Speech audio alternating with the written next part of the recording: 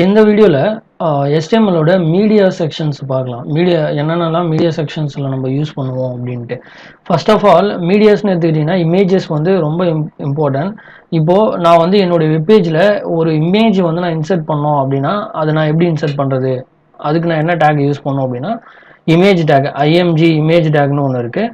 இது வந்து self closing டேக்குங்க. இதுக்கு வந்து நீங்கள் தனியாக க்ளோஸ் பண்ணணும்னு அவசியம் கிடையாது. இந்த இமேஜ் டேக்குள்ள சோர்ஸ் ஆட்ரிபியூட் அப்படின்னு இருக்குது. இந்த SRCனா சோர்ஸ் ஆட்ரிபியூட். நான் ஏற்கனவே வந்து ஒரு இமேஜை டவுன்லோட் பண்ணி என்னுடைய ஃபோல்டரில் மெயின்டைன் பண்ணியிருக்கேன்.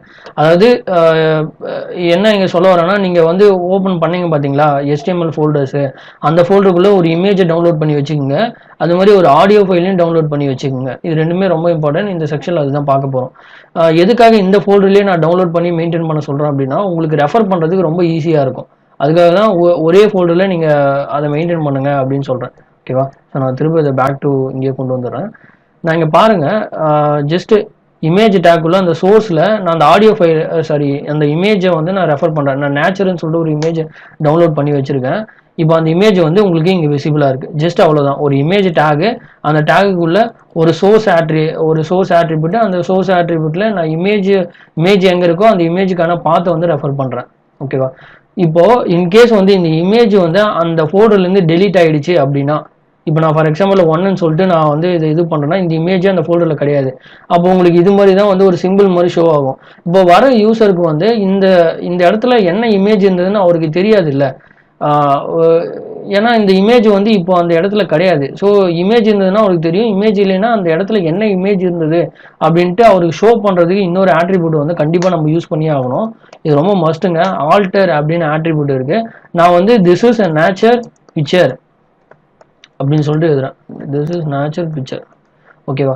ஸோ இப்போது ஃபார் எக்ஸாம்பிள் இந்த ஆல்ட் டேப் வந்து எப்போ ஒர்க் ஆகும் அப்படின்னா, இன்கேஸ் வந்து நான் ரெஃபர் பண்ண அந்த இமேஜ் அந்த இடத்துல இல்லை அப்படின்னா ஒரு சிம்பிள் மாதிரி வந்து பக்கத்துலேயே வந்து இந்த ஆல்டர் டேபுக்கு என்ன டெக்ஸ்ட் கொடுத்தோமோ அது இங்கே டிஸ்பிளே ஆகிடும். இப்போ வர யூசர்ஸ்க்கு வந்து அவங்களுக்கு தெரிஞ்சிடும், ஓகே இந்த இடத்துல இமேஜ் வந்து இப்போ இல்லை போல், அந்த இமேஜில் என்ன அந்த கண்டென்ட் என்ன இருந்ததுன்னா ஒரு நேச்சுரல் பிக்சர் இருந்தது போல் அப்படின்ட்டு அவங்களுக்கு ஒரு இமேஜினேஷன் வந்துடும். ஸோ அவ்வளோதாங்க, இதுதான் இமேஜ் டேகு. இப்போது இமேஜ் டேக்ல நீங்கள் இந்த நிறைய இடத்துல நோட் பண்ணியிருப்பீங்க, ஒரு இமேஜ் இருக்கும், அதுக்கு கீழே வந்து ஒரு கேப்ஷன் மாதிரி கொடுத்துருப்பாங்க. அதாவது அது என்ன டைப் ஆஃப் இமேஜ் அப்படின்ட்டு ஒரு கேப்ஷன் மாதிரி கொடுத்துருப்பாங்க. அது நம்ம சாதாரணமாக கொடுக்க முடியாது, கொடுக்கலாம், பட் ஆனால் அது வந்து எஃபெக்டிவாக இருக்காது. அது வந்து இந்த ஃபிகர் டேக் யூஸ் பண்ணி இதுக்குள்ளே வந்து அந்த இமேஜை நான் மூவ் பண்ணுறேன். இப்போ பாருங்கள், நான் திரும்ப ஓகே, ஸோ நான் இது எடுத்துட்டேன். நான் திரும்ப இந்த டேக்கையே வந்து காப்பி பண்ணி இதில் பேஸ்ட் பண்ணுறேன். ஓகேவா? So copy to and then paste here. இப்போ இங்கே வந்து நான் வந்து என்ன பண்ணுறேன்னா ஒரு டிஃப்ரென்ஸ்க்காக H3 டேக் வந்து யூஸ் பண்ணுறேன். இது வந்து ஃபிகர் டேக் எக்ஸாம்பிள்ஸ் அப்படின்ட்டு நான் வந்து லோட் பண்ணுறேன். ஸோ இப்போ இங்கே பாருங்கள், இது வந்து ஃபிகர் டேக்கோட எக்ஸாம்பிள்ஸ். இப்போ இந்த இமேஜுக்கும் ஒரு டிஃப்ரென்ஸ் இருக்கா? நல்லா கவனிங்க. என்னென்னா இந்த இமேஜ் வந்து பார்த்தீங்கன்னா டிஃபால்ட்டாக இதுக்கு ஒரு மார்ஜினே செட் ஆகாது. பட் நான் ஃபிகர் டேக்கில் யூஸ் பண்ணுறதுனால அதுக்கு வந்து ஒரு மார்ஜின் செட் ஆகிட்டு அதுக்குள்ளே நம்ம இமேஜ் டேக் யூஸ் பண்ணுறதுனால ஒரு இதுவாக இருக்குது. இப்போ இதுக்கு என்ன டிஃப்ரென்ஸ்? ரெண்டுமே சேமாக தானே இருக்குது. அப்படின்னா நான் இன்னொரு இதுவும் ஆட் பண்ணலாம். இன்னொரு டேக் இருக்குது, ஃபிகர் கேப்ஷன் சொல்லிட்டு. ஸோ இந்த டேக்குள்ள திஸ் இஸ் நேச்சர் பிக்சர்,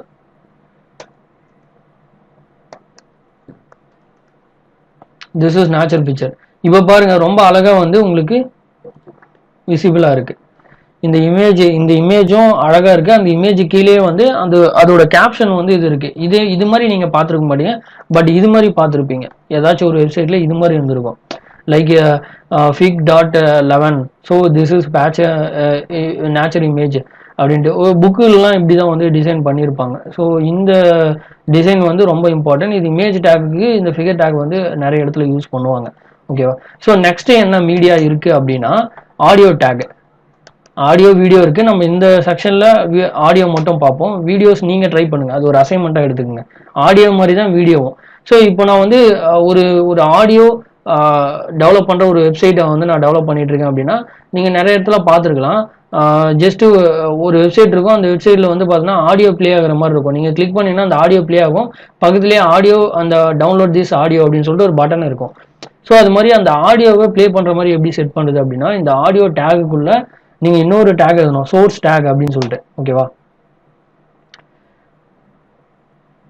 இந்த சோர்ஸ் டேகுக்குள்ள திருப்பி வந்து எஸ்ஆர்சி.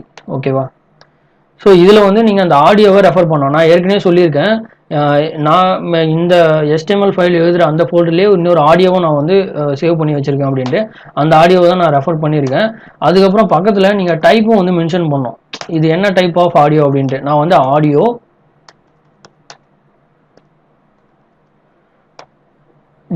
MP3. ஓகேவா, ஸோ இப்படியும் சொல்லலாம். ஆனால் எனக்கு அந்த ஆடியோ வந்து இன்னும் விசிபிள் ஆகலை. ஏன் இது விசிபிள் ஆகலை அப்படின்னா, இன்னொரு ஆட்ரிபியூட்டை நான் இங்கே ஆடியோவில் ஆட் பண்ணோம், கண்ட்ரோல்ஸ்ன்னு சொல்லிட்டு ஒரு ஆட்ரிபியூட்.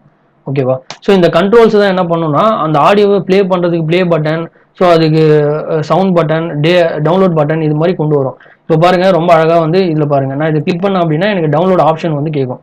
அதாவது இது மாதிரி நீங்கள் ஒரு சைட்டை வந்து டெவலப் பண்ணலாம். இது மாதிரி நான் இது மாதிரி ஒரு 10 ஆடியோ சாம்பிளை வந்து இது ஒரு அசைன்மெண்ட்டாக எடுத்துங்க. ஒரு 10 ஆடியோ வந்து நீங்கள் டவுன்லோட் பண்ணி வச்சுக்கோங்க.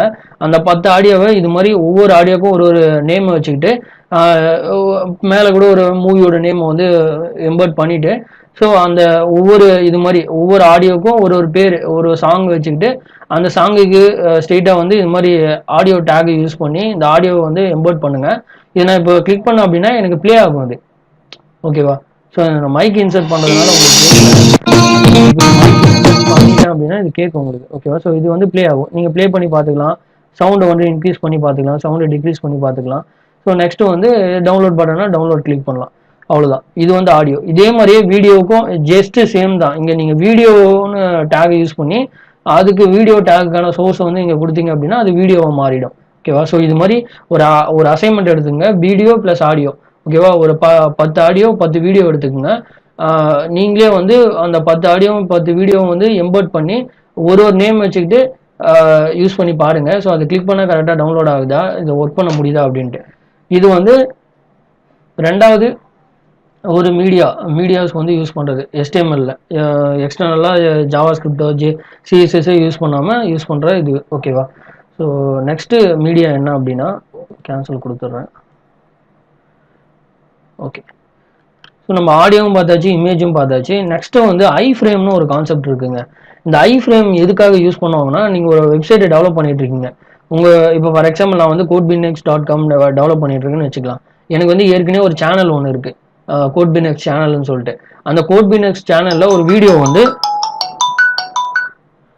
அதில் இருக்க ஒரு வீடியோவை நான் வந்து என்னுடைய வெப்சைட்டில் எம்பர்ட் பண்ணி காட்டணும் அப்படின்னு நான் நினச்சேன் அப்படின்னா, நான் அதுக்கான ஐஃப்ரேம் கோடை நான் இங்கே வந்து யூஸ் பண்ணிக்கலாம். ஓகேவா, ஸோ அது நான் எப்படி எடுக்குதுன்னா, ஜஸ்ட்டு நான் என்னுடைய சேனல் போகிறேன். என்னோட சேனல் போயிட்டு கீழே ஷேர் பட்டன் ஒன்று இருக்குது பாருங்கள். இந்த ஷேர் பட்டன் கிளிக் பண்ணிங்கன்னா இதில் வந்து எம்பர்டு அப்படின்னு சொல்லிட்டு ஒரு செக்ஷன் இருக்குது பாருங்கள். இது கிளிக் பண்ணிங்கன்னா உங்களோட எம்பர்டுக்கான கோடு வந்து உங்களுக்கு கிடைச்சிரும். ஜஸ்ட் இந்த கோடை காப்பி பண்ணி நீங்கள் இதில் வந்து பேஸ்ட் பண்ணிட்டீங்க அப்படின்னா அவ்வளோதான், ஜஸ்ட் இவ்வளோ தான். இப்போது உங்கள் வெப்சைட்டில் வந்து அந்த யூடியூப் வீடியோ வந்து இங்கே வந்து எம்பர்ட் ஆகிடும். இப்போ நீங்கள் இதை கிளிக் பண்ணி பார்த்துக்கலாம், ஜஸ்ட் யூடியூப் மாதிரி இதை கிளிக் பண்ணி பார்த்துக்கலாம். ஓகே, ஸோ இப்போ இது வந்து அவைலபிளாக இல்லை, பட் ஆனால் இதுதான் எம்பர்ட் பண்ணுறதுக்கான ஒரு வழி. ஓகேவா, ஸோ இது மாதிரி நீங்கள் வெப்சைட்டு நிறைய உங்களுக்கு அதர் வெப்சைட்டோட கண்டென்ட் வந்து உங்கள் வெப்சைட்டில் நீங்கள் யூஸ் பண்ணணும்னு நினச்சிங்கன்னா இது மாதிரி நீங்கள் யூஸ் பண்ணிக்கலாம். ஓகேவா, ஸோ இதில் ஃப்ரேமில் வந்து வித் இருக்குது, ஹைட் இருக்குது. இதெல்லாம் வந்து இந்த ஃப்ரேமோட ஹைட் அண்ட் வித்து. ஓகேவா, அதை பொறுத்து இது மாறும். லைக் 360, அப்புறம் ஹைட் வந்து பார்த்தீங்கன்னா ஒரு 215 அப்படின்னா 215 அப்படின்னா அதுக்கேற்ற மாதிரி அந்த எம்பர்ட் ஃப்ரேம் வந்து எம்பர்ட் ஆயிருக்கும். ஸோ இப்போ பாருங்கள், இது கொஞ்சம் கிளியராக இருக்கா உங்களுக்கு. இது வந்து அந்த ஹைட் அண்ட் வித், அந்த ஃப்ரேமுக்கான ஹைட் அண்ட் வித்து. சோர்ஸு நான் ஏற்கனவே சொல்லியிருக்கேன், சோர்ஸுன்றது அந்த ஃப்ரேமோட URL தான் சோர்ஸு. டைட்டில்ன்றது அந்த வீடியோவோட டைட்டில், பார்டர் ஃப்ரேம், இதெல்லாம் வந்து டிஃபால்ட்டாக வர ஆப்ஷன்ஸ். இதெல்லாம் வந்து யூடியூபே வந்து ஆப்ஷன்ஸ் கொடுத்துருக்காங்க. இந்த அலோ ஃப்ரேம்ன்றது இப்போ இந்த ஃப்ரேம் வீடியோவை நான் இது ப்ளே பண்ணேன் அப்படின்னா எனக்கு வந்து ஃபுல் ஸ்க்ரீன் வந்து வேணும், அந்த ஆப்ஷன்ஸ் வேணும்னா இந்த அலோ ஃபுல் ஸ்க்ரீன்ன்றதை நீங்கள் எனேபிள் பண்ணிக்கணும். இந்த ஆட்ரிபியூட் யூஸ் பண்ணியிருந்தா தான் உங்களுக்கு இந்த வீடியோ வந்து ப்ளே ஆகும்போது ஃபுல் ஸ்க்ரீனில் உங்களால் பார்க்க முடியும், அந்த ஆப்ஷன்ஸே எனேபிள் ஆகும். ஸோ இது டிஃபால்ட்டாகவே இந்த யூடியூப்லேருந்து எம்பர்ட் கோடு எடுத்திங்கன்னா அவங்களே வந்து இதை கொடுத்துருவாங்க. ஓகேவா, ஸோ அவ்வளோதாங்க. இதுதான் மீடியாஸ்க்கான யூஸ்ஃபுல்லான டேக்ஸு. இமேஜ் டேக் பார்த்தோம், ஃபிகர் டேக் பார்த்தோம், இமேஜ் டேக்லேயே வந்து ஃபிகர் டேக் எப்படி யூஸ் பண்ணுறதுன்னு பார்த்தோம், ஆடியோ டேகு, அப்புறம் ஐஃப்ரேம் டேக். நீங்கள் வீடியோ டேக் நான் இதில் சொல்லலை, ஏன்னா அது ஒரு அசைன்மெண்ட்டாக எடுத்துக்கங்க அப்படின்றதுக்காக சொல்லியிருந்தேன். ஒரு 10 ஆடியோஸ் அண்ட் 10 வீடியோஸ் ஃபைலை வந்து டவுன்லோட் பண்ணிவிட்டு அதை வந்து நீங்கள் உங்கள் வெப்சைட்டில் யூஸ் பண்ணி கரெக்டாக ஒர்க் ஆகுதா அப்படின்னு சொல்லிட்டு செக் பண்ணிக்கோங்க. So that's for the video. See you on the next video.